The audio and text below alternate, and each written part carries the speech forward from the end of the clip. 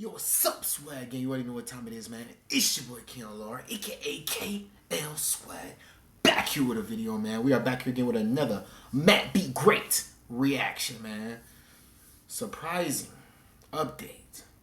I'm Stetson Bennett, which I'm real curious about too, man. So let's check it out.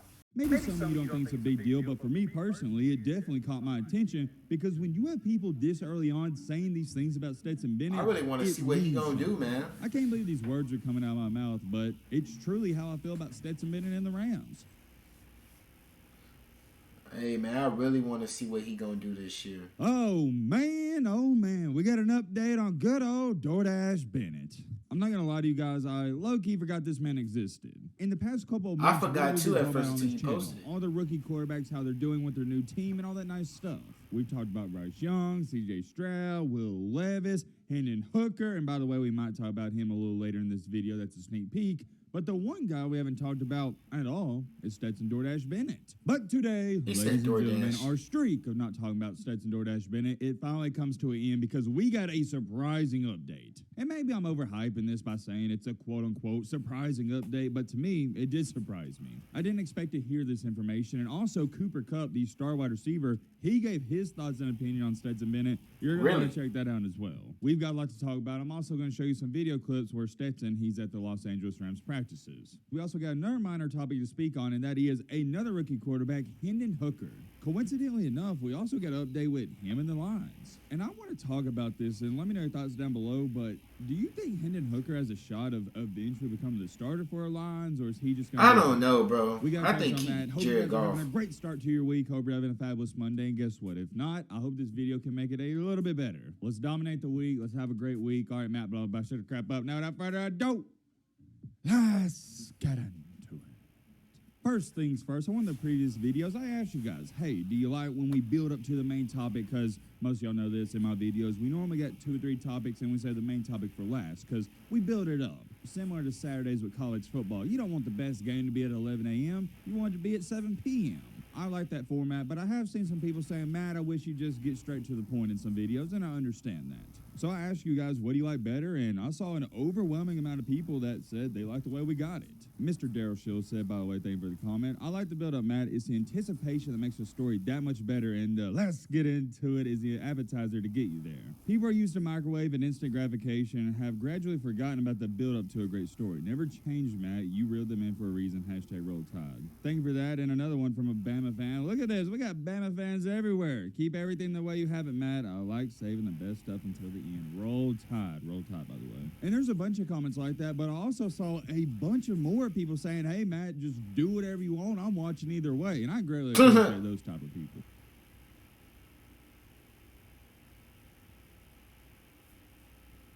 Damn. Okay.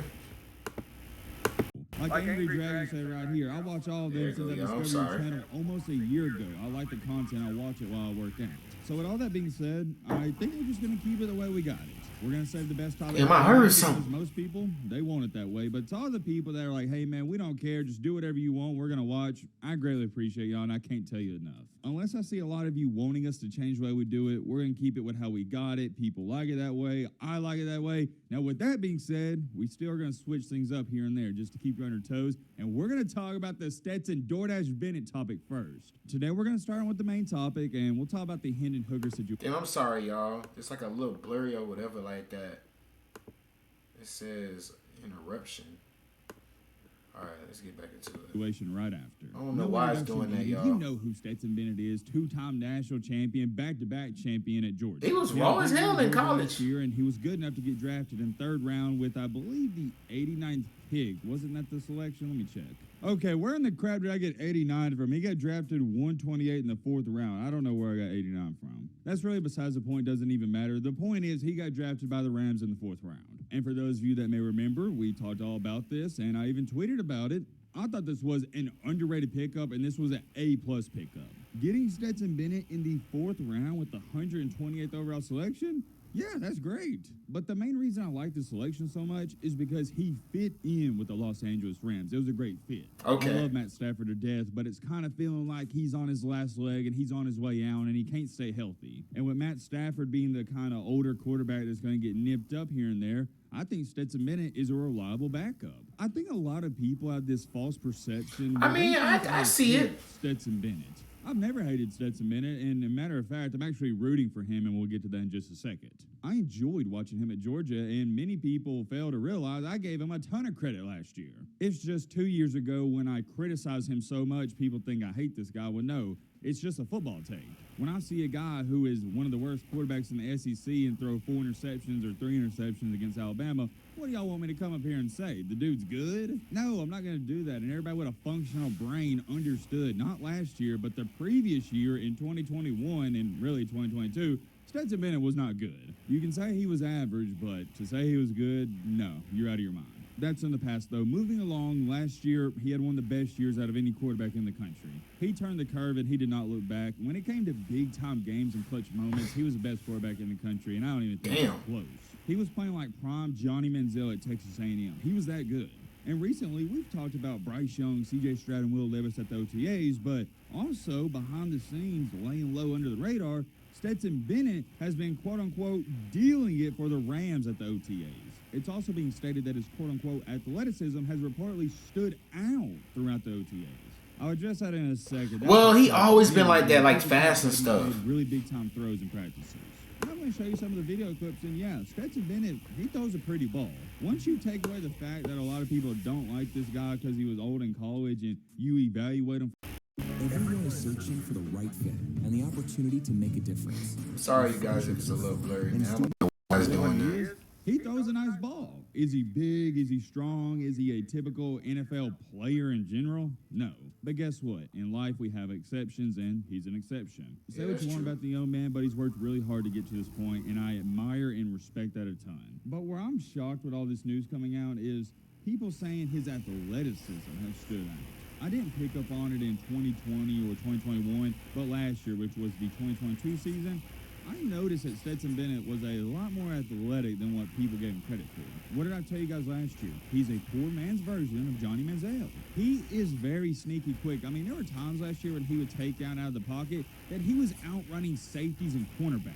There was also he is fast, I ain't gonna lie. Too easy for him. It looked like he was playing in slow motion against everybody else. And what did everybody say? In his 40, he didn't run his 40 it's for about time real. He's dominating. He's played college football for 8 years. And trust me, nobody loves to joke on Stetson DoorDash Bennett more than me, myself, and I, but you got to give the dude some credit. I just found it really intriguing that now other people are saying, yeah, his athleticism, it sticks out. And this isn't compared to college kids, guys. This is compared to NFL players. Maybe some of you don't think it's a big deal, but for me personally, it definitely caught my attention because when you have people this early on saying these things about Stetson Bennett, it means something. I don't think people are just hyping him up and making these great reports on him just to do it for clicks and views. For example, when we talked about Anthony Richardson, C.J. Stroud, Bryce Young, your top 5 picks, yes, of course, I expect people to hype them up because they're top 5 picks. Of course, people are going to try to overhype them, but you're never going to see somebody try to overhype a guy who's selected with the 128th pick in the draft.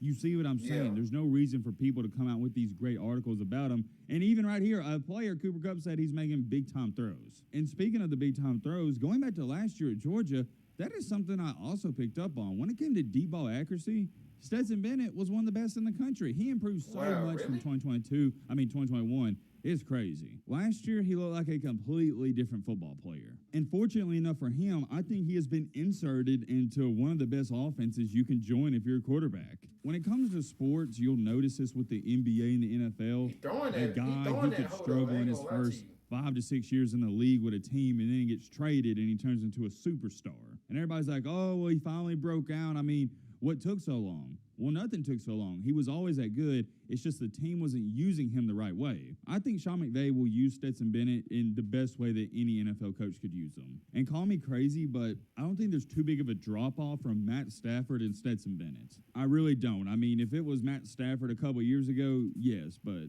not anymore. I can't believe these words are coming out of my mouth, but it's truly how I feel about Stetson Bennett and the Rams. I think he's going to shock a lot of people in this up-and-coming year if he does get to play, and I do expect him to play. I'm not saying he's going to start over Matt Stafford. That's not going to happen, but I do expect Matt Stafford to miss a couple of games, and Stetson Bennett, he's going to be inserted. That's something to keep your eyes on, and I'm definitely going to be following that up way more than I have the past couple of months. Well, not the past couple of months, but the past month since the draft.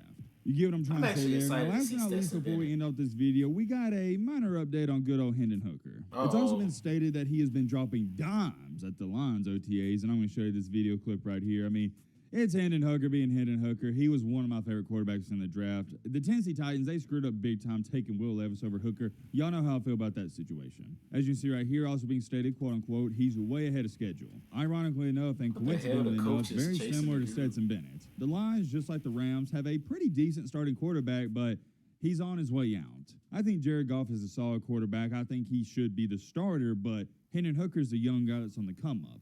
I said young guy. We all know Hooker and Stetson Bennett, they're both 25, but you get what I'm trying to say. Bennett and Hooker are the younger guys. There we go. That's a better way to say it, and they're in similar situations. I don't really have too much to say for this because I don't think Hendon Hooker is going to play at all this year because I think Jared Goff is going to be A-okay. With Matt Stafford or just seems like he can't stay healthy, but Jared Goff, I think he should be good to go. And it doesn't matter how good Hendon Hooker's looking in practice. As long as Jared Goff is good to go, Hendon Hooker will not be playing. It is what it is, but did want to share it with y'all that Hendon... Hell yeah, man. I'm not going to lie. I'm actually excited to see Stetson Bennett. I just haven't heard nothing about him in a minute. I forgot all about him until Matt Be Great posted a video. So yeah, man, I love y'all. Stay swagged up.